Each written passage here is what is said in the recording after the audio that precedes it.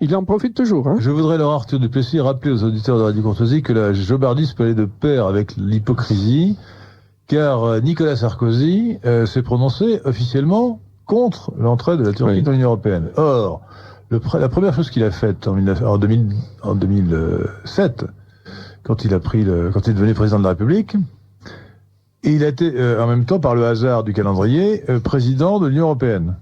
La première chose qu'il a faite, c'est de rouvrir 10 chapitres de négociations avec la Turquie. Sous l'impulsion américaine. Il a fait deux choses qui allaient exactement contre ces proclamations.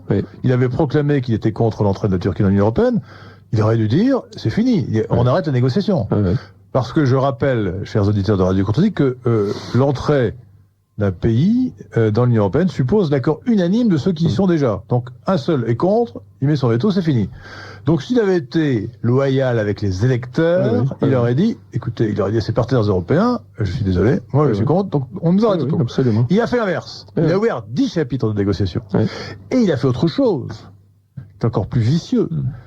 C'est que, enfin encore plus vicieux, c'est comparable, c'est qu'il a fait sauter le verrou constitutionnel que Chirac avait inventé. Chirac, lors de la campagne pour le référendum qu'il a finalement perdu en 2005, le référendum sur la Constitution européenne, avait, pour désamorcer la polémique sur l'entrée de la Turquie dans l'Union européenne, parce qu'on avait fait remarquer, Vidi avait fait remarquer, que dans le traité, dans le projet de traité, enfin non, dans le traité déjà signé, pas encore ratifié, de Constitution européenne, il y avait la signature de la Turquie, du ministre des Affaires étrangères de Turquie. C'est quand même invraisemblable, bon. Alors qu'il n'était pas encore membre. Ils avaient signé par avance. C'était le président de la République turque. Le président de la République turque.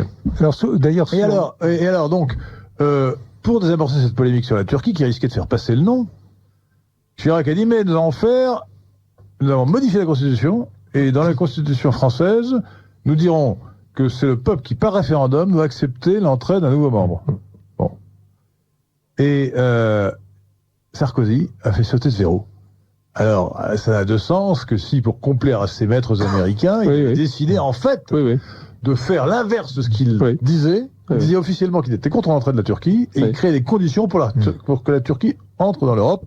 Quelques années après, évidemment, son départ du pouvoir. On a vraiment affaire à une scélératesse inimaginable. Et là, on voit très très bien l'alliance objective, si on peut dire, entre cette oligarchie mondialiste et l'islamisme. Il y a une alliance évidente.